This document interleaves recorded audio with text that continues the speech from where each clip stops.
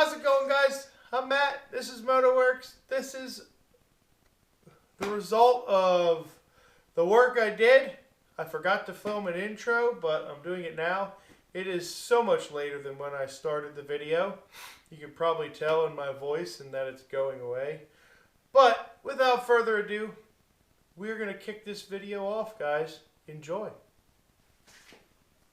Such a mess.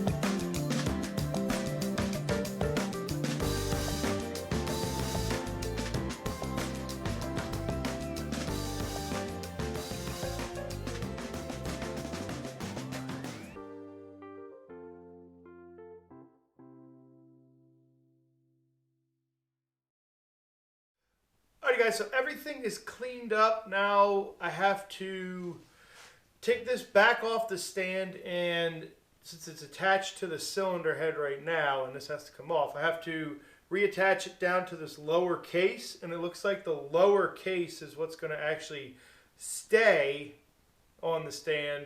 So I'm not quite sure what I'm going to do with the crankshaft yet, if I'm going to try and keep all of that assembly on in the bottom case together. I don't know yet, but I have to take cylinder head off, so I have to take the engine off the stand and reposition that before we get started.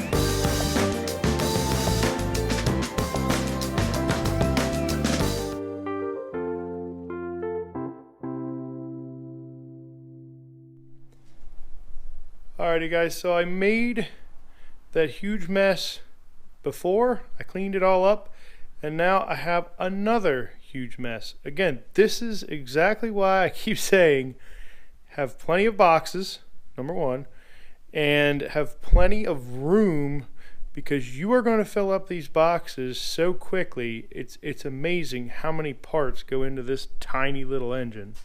And we haven't even gotten to the transmission yet. This is just accessing it.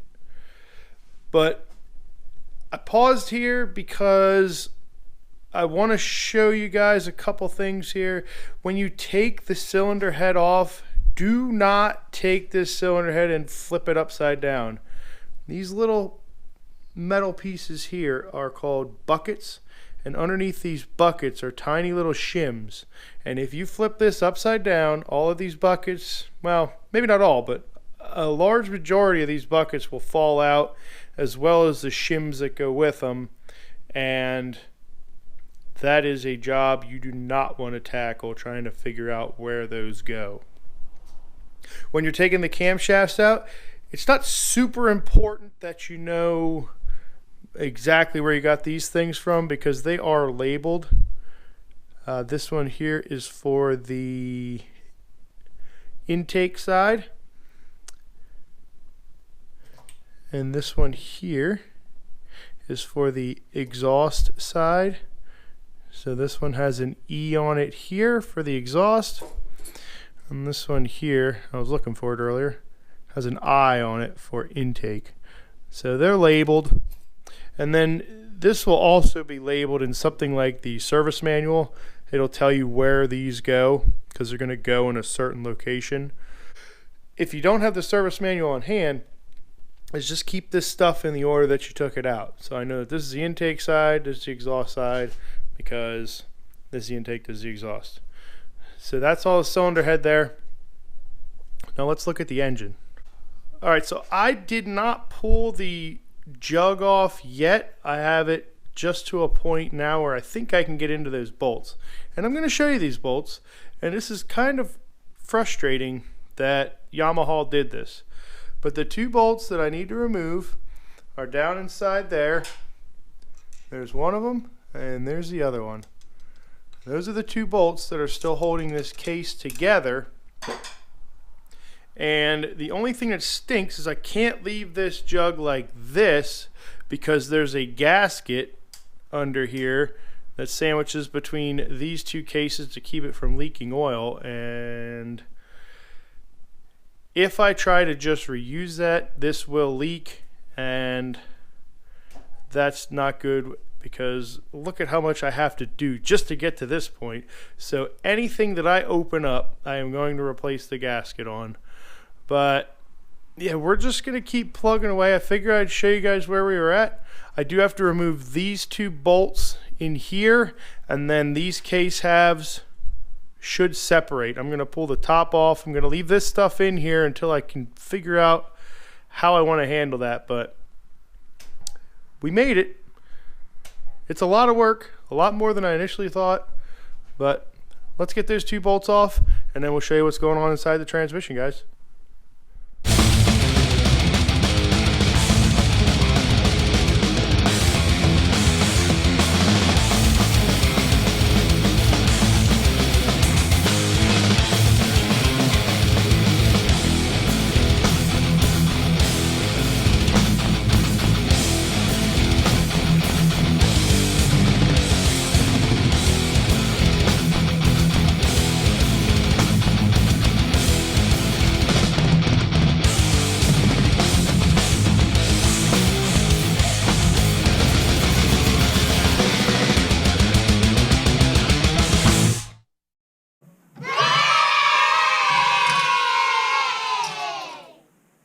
Oh my goodness gracious.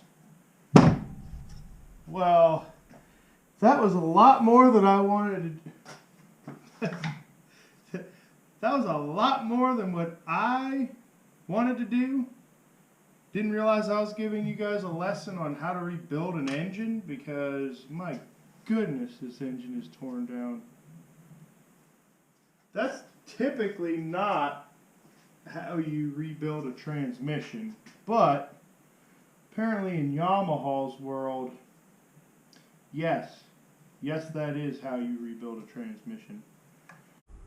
Alrighty guys, so as you can see, I did end up having to take off the jug. I also had to remove the pistons themselves because I couldn't get the pistons through these tight spaces here, so I had to remove them from the connecting rod.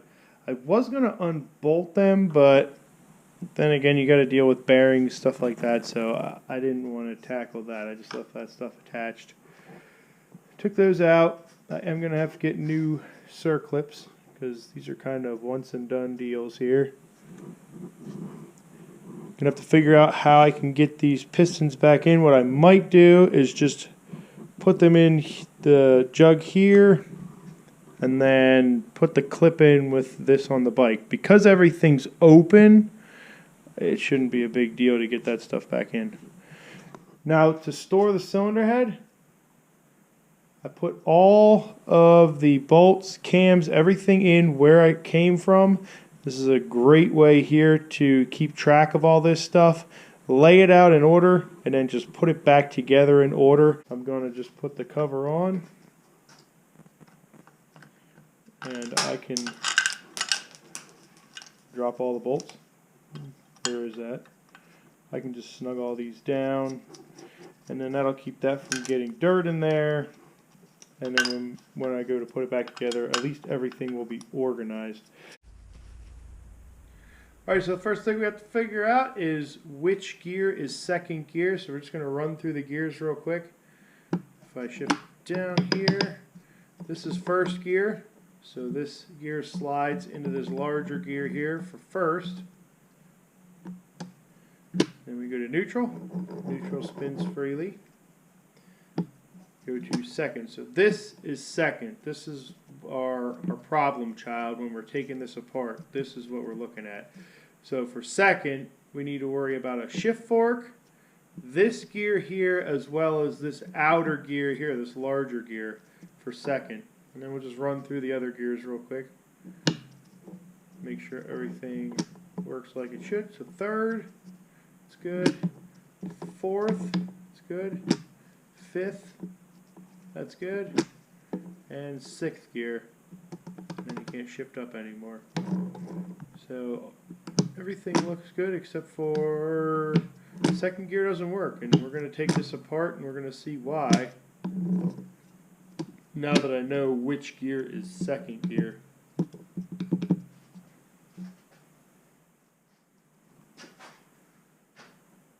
So we'll just take out this back one first. Just lift that up, let fork. Just the rear shift fork. Just one of those.